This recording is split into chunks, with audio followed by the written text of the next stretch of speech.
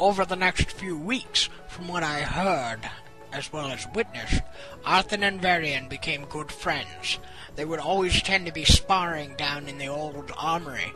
I remember Varian seemed to have been an influence on him during his stay, which lasted through the defeat of the Horde and the capture of the once mighty Orgrim Doomhammer.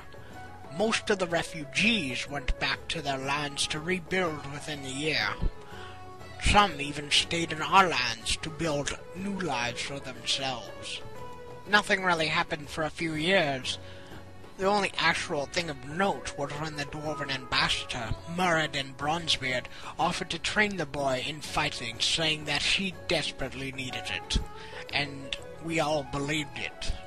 Turnus, though reluctant at first, eventually agreed to this, and not long after he started training with Muradin, I remember he was granted the responsibility of escorting the young mage Jaina Proudmoore to the mage city of Dalaran.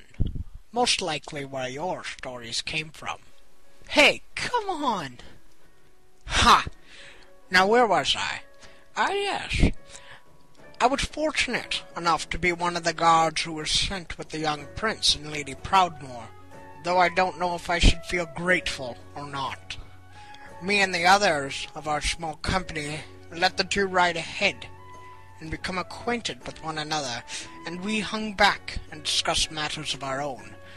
What annoyed me more was their bouts of exploring as we ourselves became occupied, and eventually, though too long it seemed, we arrived at the city of Dalaran, where we didn't linger long, though a part of me felt that the prince's heart did.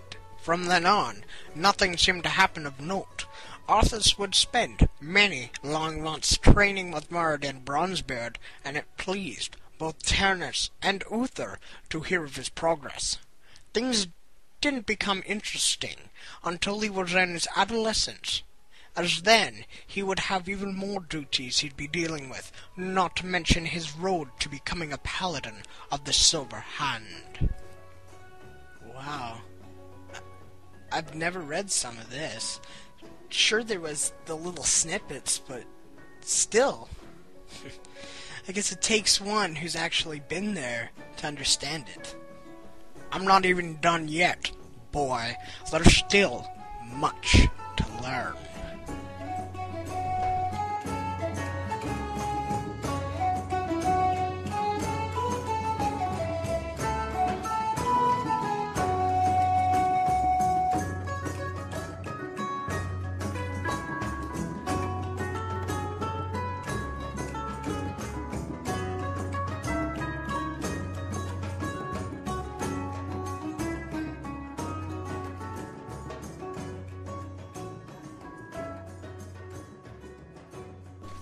Thank you, that wraps up episode 2 of the Lore Tavern.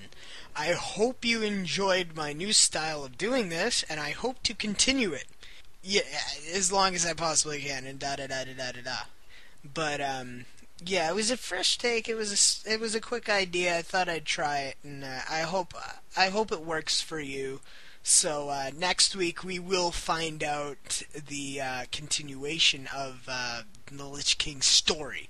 Now, a brief thing to close upon before this is done. Like, we're done. I'm just doing a wrap-up thing. I'm making it quick.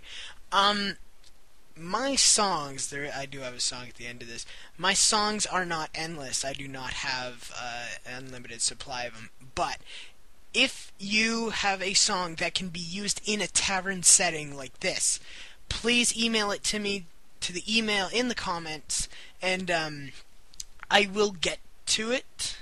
I'll listen to it. Please send it in MP3. Don't tell me how to get it. Just send it to me in MP3. Make everything nice and simple. So, with that, I'm playing another tavern-like song-ish. This is The Islander by Nightwish. I hope you enjoy. I hope you've enjoyed this. And I leave you with that. Have a fabulous week, and may the pages of your own story keep turning. Thank you.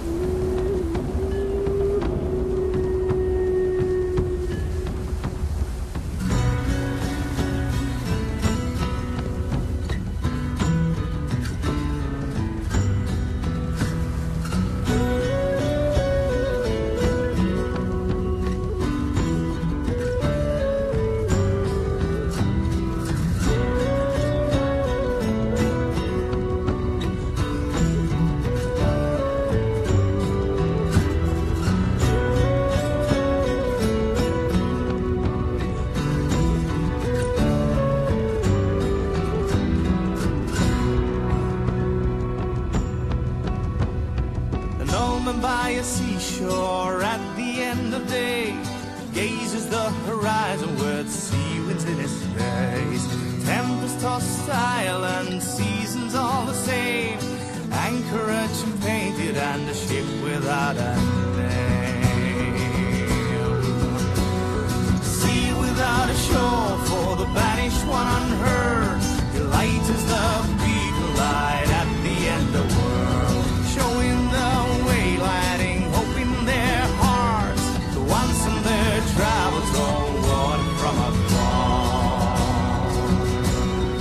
This is for long forgotten, light at the end of the world.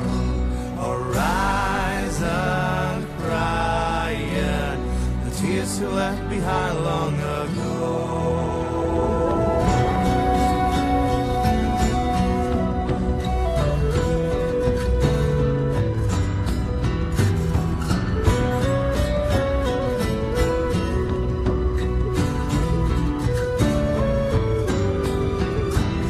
The albatross is flying, making him daydream. The time before he became one of